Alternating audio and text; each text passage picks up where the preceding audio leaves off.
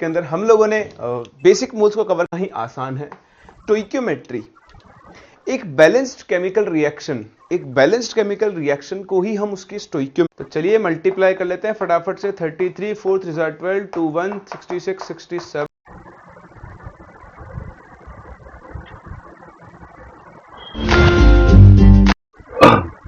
7 पिछली वीडियो में हो गया था।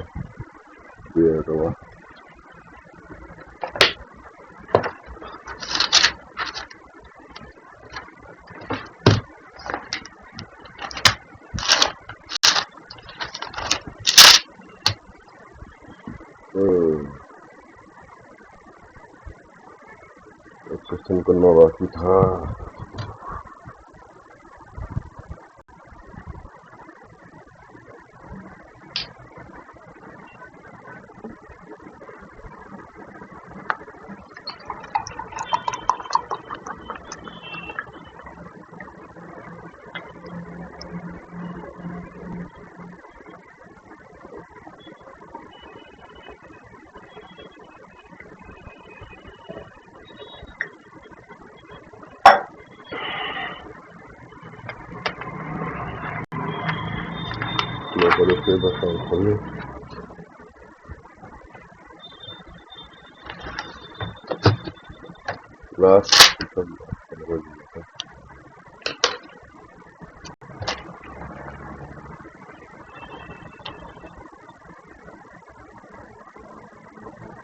और प्लस सीबी प्लस सीबीसी वाला लास्ट में उसने बोला है कुछ सॉल्व कर देगा।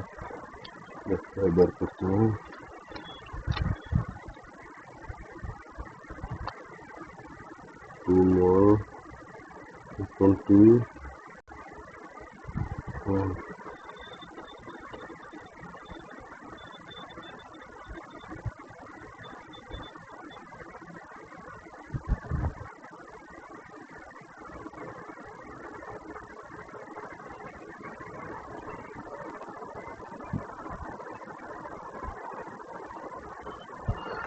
Something vegan here.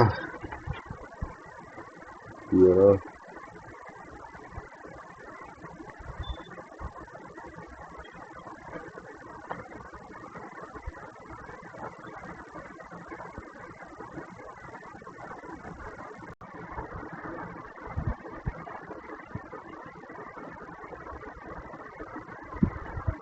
Pond 1 is small answer.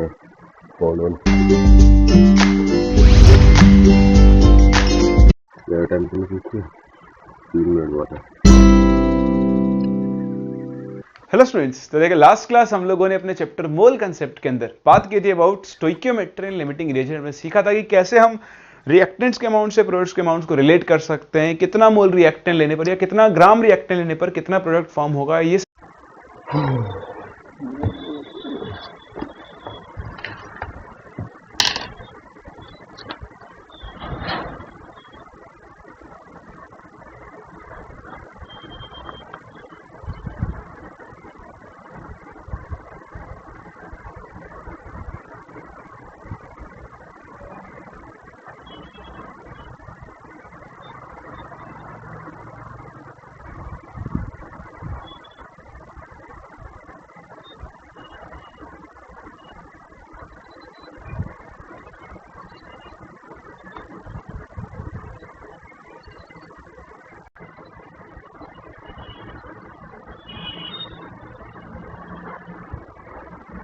सब हम लोगों ने कैलकुलेट करना सीखा था।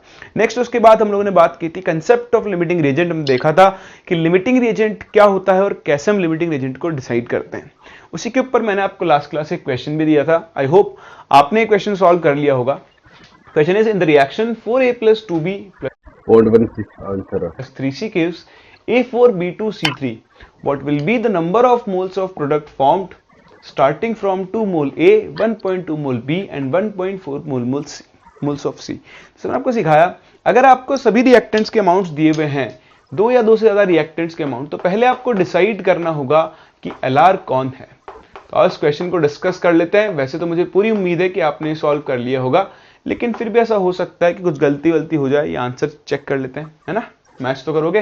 तो 2 मोल A है, 1.2 मोल B है और 1.44 मोल C है। देखो डिवाइड करो, 2/4 दैट इज 0.5 आएगी इसके लिए वैल्यू, 1.2/2 इसके लिए आएगी 0.6 और 1.44/3 तो 3/4 होता है 12.48।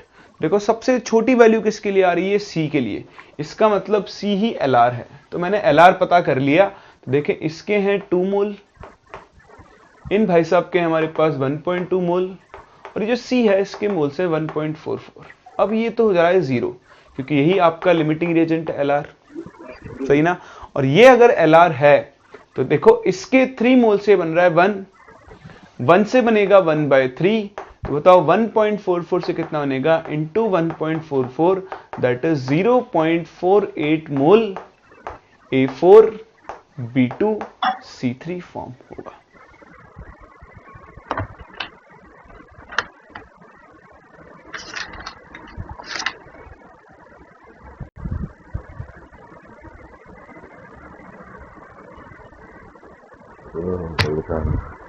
कर सकते हैं। तो इस तरह से अब आगे तक हम लोग इसी कंसेप्ट को यूज करते रहेंगे। ध्यान दें मोल कंसेप्ट में लिमिटिंग रिएजेंट का ये जो कंसेप्ट है वो आप आज सीख रहे हो, लेकिन आने वाले अगले पूरे सिलेबस के लिए, चाहे वो 11th क्लास के चैप्टर्स हो चाहे वो 12th क्लास के चैप्टर्स हो, और कुछ आपके काम आए ना आए, एक लिमिटिंग रिएजेंट बड़ा काम में आएगा और एक हम आगे टर्म पढ़ेंगे मोलैरिटी। ये 2 टर्म तो आप हमेशा यूज करते ही रहोगे, ठीक है ना। तो बहुत ध्यान से समझें इस कंसेप्ट को, सीख हमने लिया ही है। इसके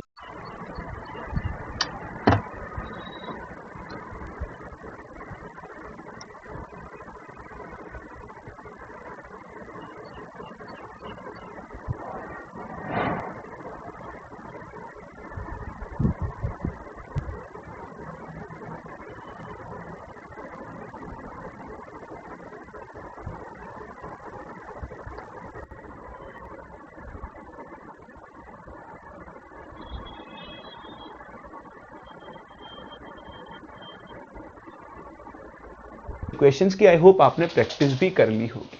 चलिए अब हम बढ़ते हैं आगे अपने अगले टॉपिक की तरफ, जिसका नाम है परसेंट यील्ड। जी हाँ, परसेंट यील्ड। देखिए क्या है, यील्ड का मतलब होता है कि कितना बना, कितना प्रोडक्ट बना, उसी चीज को हम लोग बोलते हैं यील्ड, ठीक है।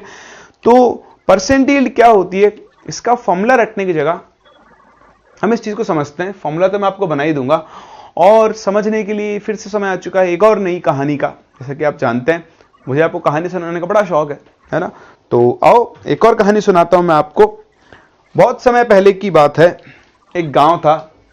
एक गांव में एक गरीब आदमी रहता था, उसका नाम था शंकर। क्या नाम था उसका, शंकर। शंकर के पास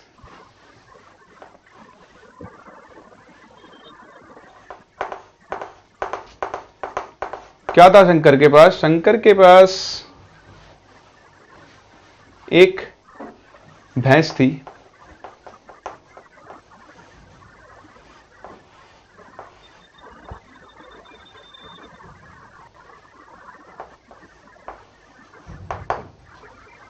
बिल्कुल काली भैंस, ऑल्दो भैंस सी नहीं लग रही है, पर ठीक है, अज्यूमिंग इट की एक भैंस है।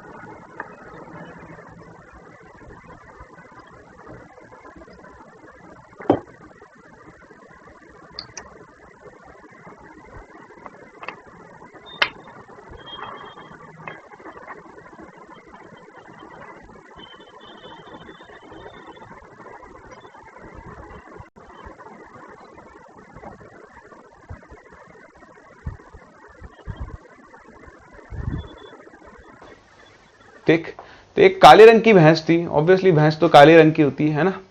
तो ये शंकर के पास एक भैंस थी, इस भैंस का नाम था गौरी, और इस तरह से इन दोनों का नाम मिलाकर हुआ गौरी शंकर। शंकर बेचारा बिल्कुल भी पढ़ा लिखा नहीं था, तो शंकर के पास एक भैंस थी, इस भैंस का नाम था गौरी, और इस तरह से इन दोनों का नाम मिलाकर हुआ गौरी शंकर। शंकर बेचारा बिल्कुल भी पढ़ा लिखा नहीं था, तो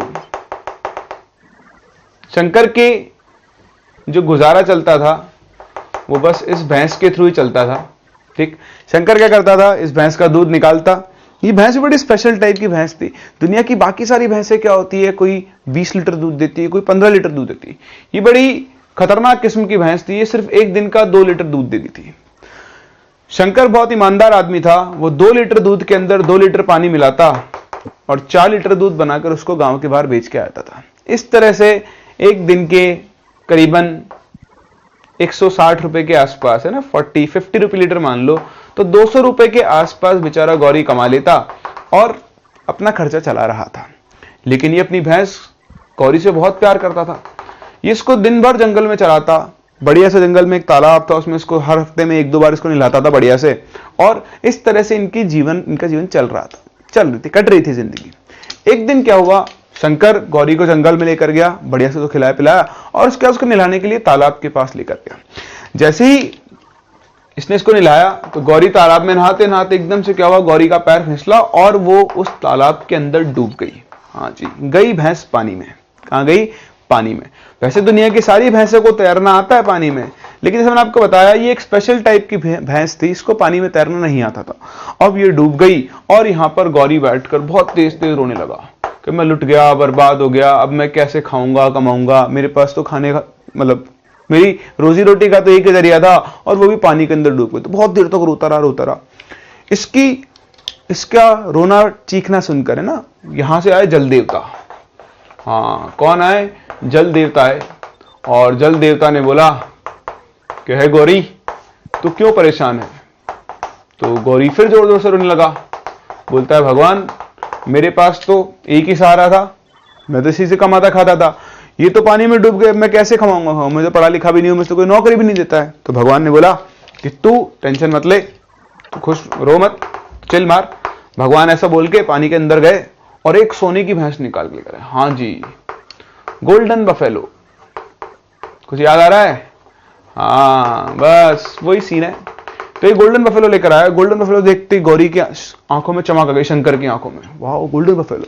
लेकिन जैसा आपने सुना है वैसे ही शंकर ने भी वो कहानी सुनी हुई थी। उसने बोला नहीं नहीं भगवान, ये मेरी भैंस नहीं है, आप इसे ले जाओ, मेरी भैंस तो काले रंग की थी। भगवान बहुत खुश हुए, वापस से नीचे गए और फिर वो लेकर आए एक सिल्वर कलर की बफेलो। गौरी की आंखों में और चमक आ गई, वाह आज तो अपनी के साथ साथ गोल्डन और सिल्वर बफेलो भी मिलने वाली है। उसने फिर नाटक किया, नहीं भगवान, ये भी मेरी बफेलो नहीं है, आप तो मेरी ब्लैक बफेलो वापस ला के दो। भगवान फिर से गए और फिर उसकी अपनी गौरी को निकाल के लाए। गौरी को देखते ही शंकर से लगा, हाँ भगवान, यही मेरी भैंस है, बस आप तो मुझे अपनी भैंस दे दो, मुझे और कुछ नहीं चाहिए। तो भगवान बोले, अरे वाह शंकर, तो आज तो तूने ईमानदारी का बहुत बड़ा वो किया है, लेकिन मुझे पता है कि तू कितना ईमानदार है। तू 2 लीटर दूध में 2 लीटर पानी मिला के बेचता है, तू ईमानदार कैसे हो सकता है? तो इसलिए भगवान मैं क्या करूं, ये माइलेज इतना देती है, माइलेज मतलब दूध ही 2 लीटर देती है। तो भगवान ने बोला कि चल ठीक है, ये दोनों तो तुझे नहीं मिलेगी क्योंकि तू ईमानदार नहीं है ना, लेकिन आज के बाद तेरी भैंस 40 का माइलेज देगी। 40 का माइलेज मतलब 40 लीटर पर डे, इतना दूध ये देने वाली है। गौरी शंकर का दिमाग खराब हो गया, उसकी आंखों के हाथ गए। देखा ना हमने कार्टून में डॉलर झूलते हैं आंखों के आगे, हाँ वैसे इसकी आंखों के आगे डॉलर झूलने लगे। इसने हिसाब लगाया 40 लीटर दूध प्लस 40 लीटर पानी, 80 लीटर दूध, 40 रुपए लीटर के साथ 3200 रुपीज एक दिन के, 96,000 रुपीज महीने के। गौरी शंकर का दिमाग खराब हो गया, या मैं तो अमीर हो गया। ठीक है भगवान, थैंक यू वेरी मच, आपने मेरी भैंस का माइलेज बढ़ा दिया। और अभी बड़ा खुश होकर गौरी को लेकर पहुंचा। दिन भर ने बढ़िया से गौरी को अगले दिन के लिए खिलाया बढ़िया, और शाम को दूध निकालने बैठा। अब देखो भगवान इससे क्या बोल के गए कि गौरी कितना दूध देगी? 40 लीटर। कितना देगी? 40 लीटर। इसने बैठ के दूध निकाला, नापा तो धोखा। क्या धोखा? गौरी ने दूध दिया सिर्फ 36 लीटर। शंकर का दिमाग खराब, भगवान आप भी ऐसा कर गए? लेकिन अब क्या करें, भगवान तो गए, भगवान को कहां ढूंढने बैठेगा। तो देखें इस कहानी का मोरल क्या है इससे प्रेरणा क्या मिलती है? प्रेरणा ये मिलती है कि गौरी को 40 लीटर दूध देना चाहिए था, ये इसका थ्योरेटिकल अमाउंट है। क्या है? थ्योरेटिकल। भगवान ने बोल दिया कि 40 लीटर देगी तो बस हो गया, लेकिन एक्चुअल कंडीशन में जब गौरी ने दूध दिया तो वो सिर्फ कितना आया? 36 लीटर। बताओ इस भैंस की परसेंट यील्ड कितनी होगी? हाँ वेरी गुड, कैसे निकालोगे? 36 अपॉन 40 इंटू 100 यानी 90% यील्ड होगी। तो देखो समझने की कोशिश करें, यील्ड का मतलब क्या है? इस भैंस को एक्चुअली दूध देना कितना था? 40 लीटर, लेकिन इसने प्रॉपर एक्चुअल कंडीशंस के अंदर दूध कितना दिया? 36 लीटर। इसका मतलब जितना देना था उससे कम दूध दिया। तो इसी चीज को हम बोलते हैं परसेंट यील्ड। सेम यही फंडा रिएक्शन में होता है। हम एक रिएक्शन की स्टोइकियोमेट्री से यानी रिएक्शन की शक्ल से ये पता करते हैं कि मुझे प्रोडक्ट कितना मिलना चाहिए था। अब एक्चुअल कंडीशंस के अंदर क्या होता है? प्रोडक्ट जितना मिलना चाहिए था उससे कम भी मिल सकता है। उसके बहुत सारे रीजन हो सकते हैं। लॉस ऑफ मटेरियल हो सकता है एक साथ दो रिएक्शंस चल रही हो, कुछ अमाउंट इधर काम में आ रहा हो, कुछ अमाउंट इधर काम में आ रहा हो। तो इन सब चीजों की वजह से क्या होता है? रिएक्शन का जितना प्रोडक्ट मिलना चाहिए था उससे कुछ अलग प्रोडक्ट मिलता है। उसी चीज को हम लोग क्या बोलते हैं? परसेंटेज यील्ड बोलते हैं। तो अगर मैं किसी रिएक्शन के लिए परसेंटेज यील्ड का टर्म डिफाइन करने चलूं तो उसको हम फॉर्मूले के फॉर्म में कुछ ऐसा लिख सकते हैं, दैट इज एक्चुअल और एक्सपेरिमेंटल यील्ड। यील्ड मतलब कितना प्रोडक्ट बना, डिवाइडेड बाय एक्सपेक्टेड और थ्योरेटिकल यील्ड इंटू 100। तो इस चीज को हम लोग परसेंटेज यील्ड बोलते हैं। अभी आप देखें एक्चुअल यील्ड और थ्योरेटिकल में क्या डिफरेंस है वो हम एग्जांपल के थ्रू भी समझ लेंगे, लेकिन अभी आप सिर्फ कंसेप्ट को समझने की कोशिश करें। तो इंटू 100 इस फॉर्मूले को लगाकर आप किसी भी रिएक्शन का क्या कैलकुलेट कर सकते हो? परसेंटेज यील्ड कैलकुलेट कर सकते हो। लेकिन आपको ये फॉर्मूला रटने की जरूरत नहीं है। अभी देखो हम बहुत कॉमन टर्म्स के अंदर इस टर्म को डिफाइन कर लेंगे। दूसरी चीज, परसेंटेज यील्ड होता किसकी वजह से है? The difference in yield may be due to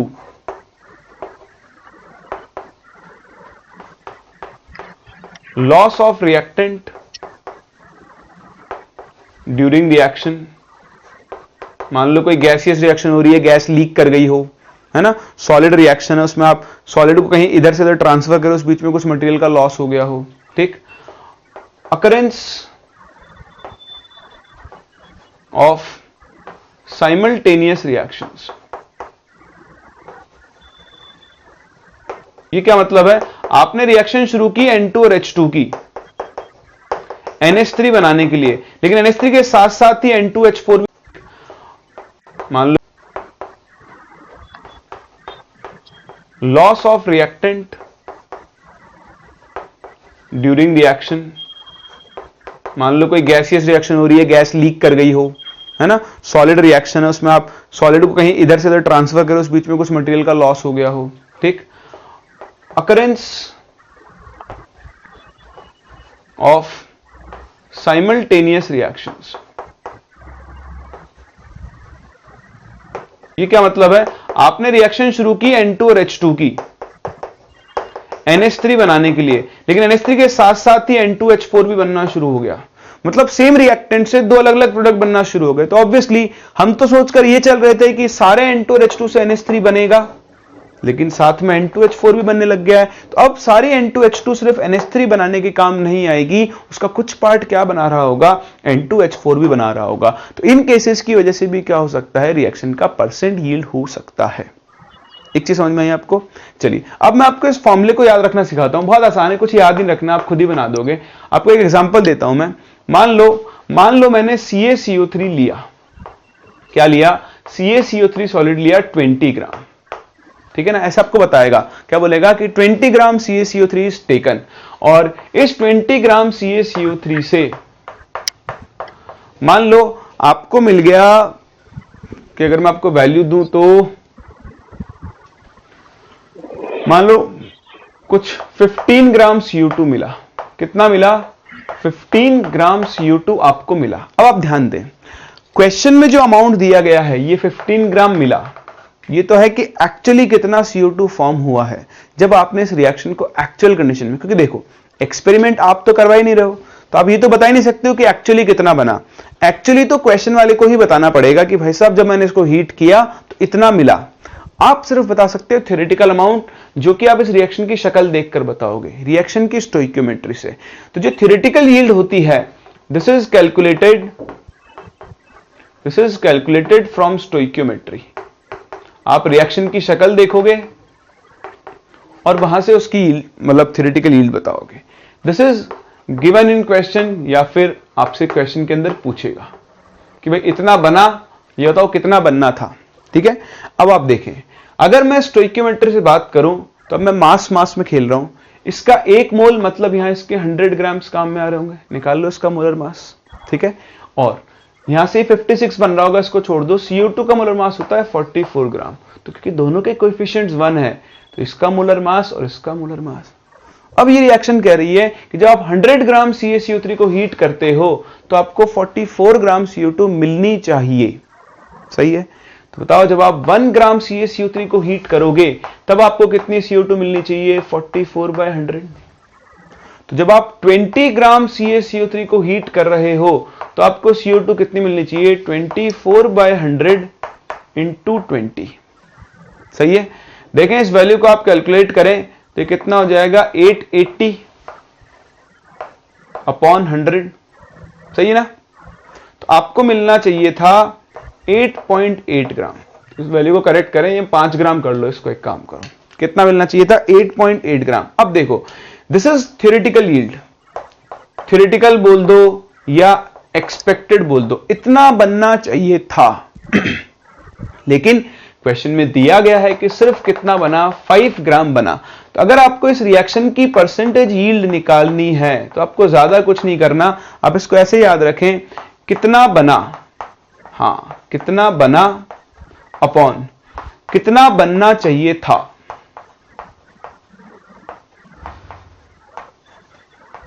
ऐसे याद रखेंगे ना तो आपको हमेशा के लिए याद हो जाएगा। तो बताओ कितना बना? बना तो कितना? 5 ग्राम अपॉन कितना बनना चाहिए था? बनना चाहिए था 8.8 ग्राम इंटू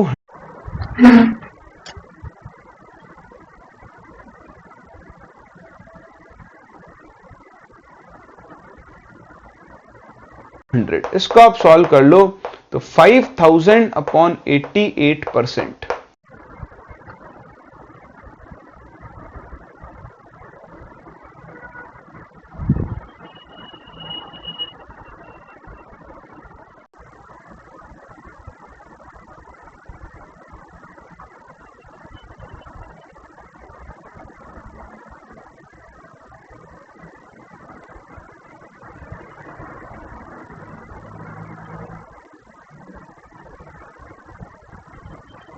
आप सॉल्व करें ना डिवाइड करके, आपको अपनी इस रिएक्शन की क्या मिल जाएगी? परसेंटेज यील्ड मिल जाएगी। तब आप ऐसे याद मत रखो कि थ्योरेटिकल अमाउंट अपॉन एक्सपेक्टेड, मतलब वो कि आपके एक्चुअल यील्ड क्या है और थ्योरेटिकल यील्ड क्या है। तो ऐसे याद रखो, इस रिएक्शन में कितना बना? इतना बना। रिएक्शन की शक्ल देखकर बताओ कितना बनना चाहिए था? इतना बनना चाहिए था। तो जितना बना अपॉन जितना बनना चाहिए था इंटू 100, वहां से आप इस रिएक्शन की क्या कैलकुलेट कर सकते हो? परसेंटेज यील्ड कैलकुलेट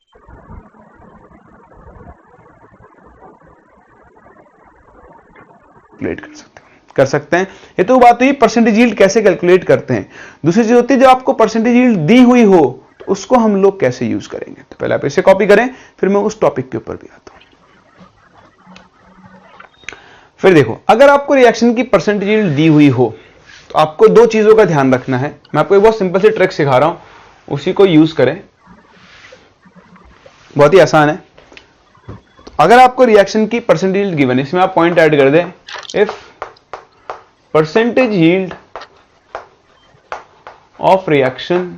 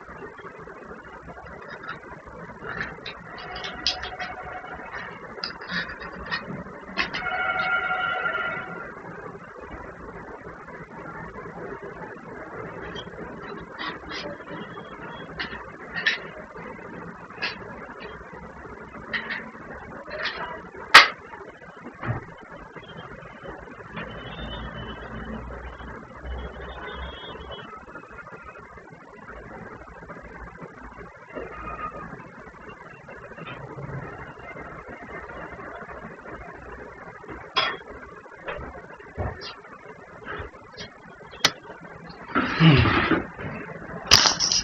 ना कभी तो यूज करूंगा, देखने के लिए शक्ल देखने के लिए।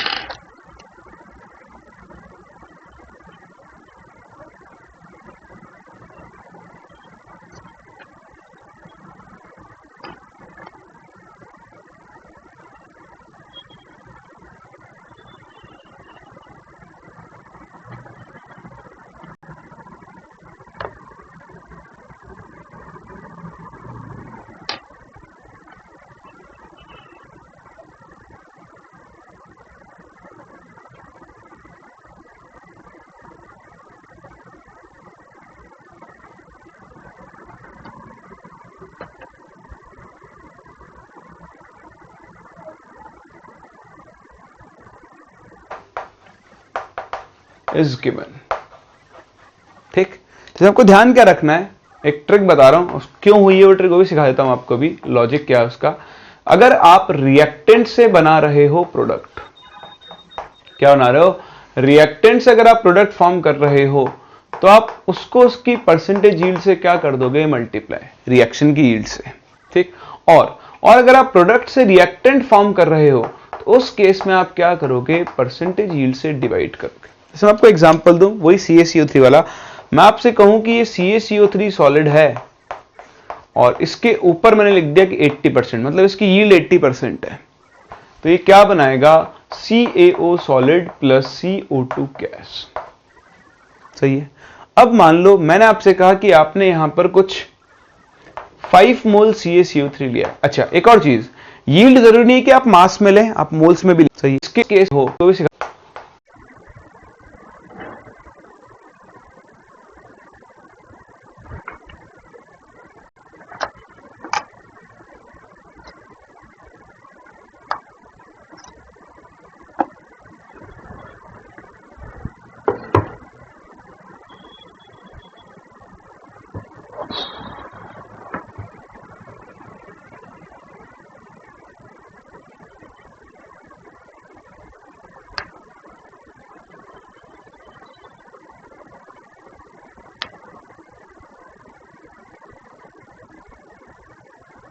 Of reaction is given. ठीक, तो आपको ध्यान क्या रखना है, एक ट्रिक बता रहा हूं, क्यों हुई है वो ट्रिक वो भी सिखा देता हूं आपको भी, लॉजिक क्या है उसका। अगर आप रिएक्टेंट से बना रहे हो प्रोडक्ट, क्या बना रहे हो, रिएक्टेंट से अगर आप प्रोडक्ट फॉर्म कर रहे हो तो आप उसको उसकी परसेंटेज यील्ड से क्या कर दोगे, मल्टीप्लाई, रिएक्शन की यील्ड से। ठीक, और अगर आप प्रोडक्ट से रिएक्टेंट फॉर्म कर रहे हो तो उस केस में आप क्या करोगे, परसेंटेज यील्ड से डिवाइड करोगे। जैसे मैं आपको एग्जांपल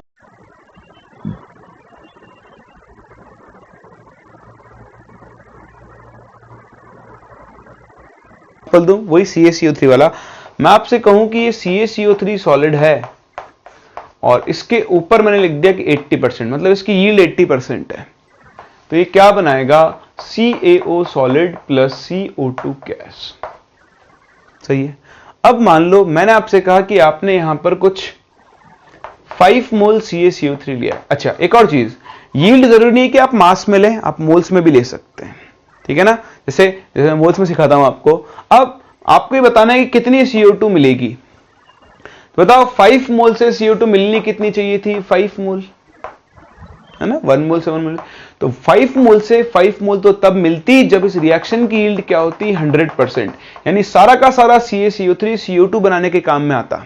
लेकिन क्योंकि इस रिएक्शन की यील्ड 80% है, अब सिर्फ उतने का आपको कितना मिल पाएगा, 80%, यानी 80/100। समझ रहे हो, अब वो कुछ नहीं करना, पहले क्या करो, नॉर्मल तरीके से सॉल्व करो। ठीक, और जो यील्ड है उसको 80% तो लास्ट में 0.8 से मल्टीप्लाई कर दो, 90% तो लास्ट में 0.9 से मल्टीप्लाई कर दो। तो जब आप रिएक्टेंट से प्रोडक्ट निकाल रहे हो तो परसेंट यील्ड बाय 100 लिख लेना आप चाहो तो, मतलब कहने का मतलब यही है कि आपको उस फ्रैक्शन से मल्टीप्लाई करना है। 75% मतलब आपको 0.75 से मल्टीप्लाई करना है। सिमिलरली जब आप प्रोडक्ट से रिएक्टेंट निकाल रहे हो, प्रोडक्ट से रिएक्टेंट, तो फिर उस केस में आपको यील्ड से क्या करना होगा, डिवाइड करना होगा। बोलो क्या आपको ये बात समझ में आ रही है ना। फंडा क्या है कि भाई देखो, ये जब 100% टूटता तो ये 5 मोल बनाता, अगर ये 100% काम में आ जाता, लेकिन बीच में क्या हुआ है, लॉस हो रहा है, रिएक्शन की यील्ड कितनी है 80%, तो अब जितना मिलना था उसका सिर्फ आपको कितना मिल पाएगा, 80% ही मिल पाएगा। समझ रहे हैं ना। चलिए, तो ये था कंसेप्ट ऑफ परसेंट यील्ड। क्योंकि हमने कंसेप्ट सीख लिया है तो ऑब्वियसली हमें इस कंसेप्ट को अप्लाई करना भी सीखना होगा। तो आओ देखते हैं कैसे हम परसेंट यील्ड के कंसेप्ट को अप्लाई करते हैं, और उसके लिए हम शुरू करते हैं अपने इस फर्स्ट क्वेश्चन। Oh sorry.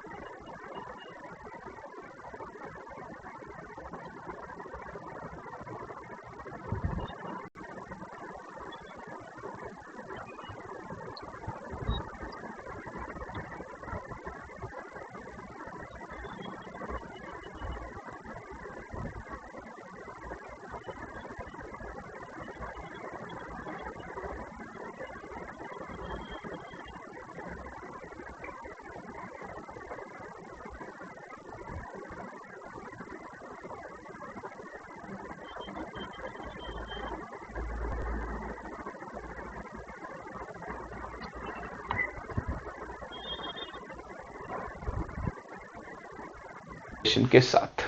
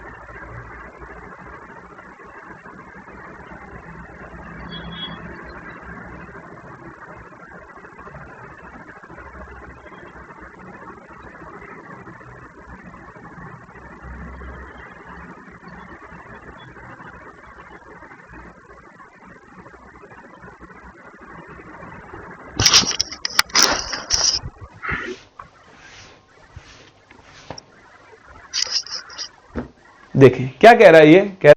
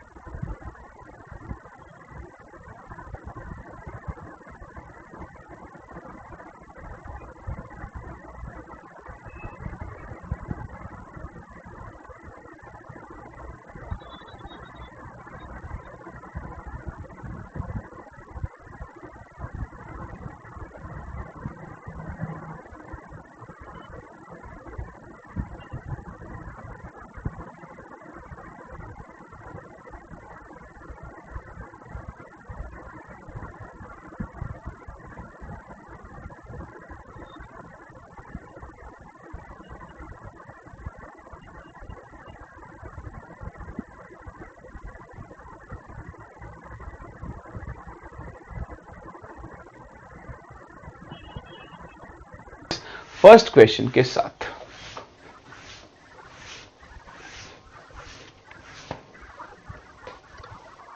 देखें क्या कह रहा है ये, कह रहा है कि 0.4 मोल PCl5 है which combines with 1.8 mole of H2O, ठीक है।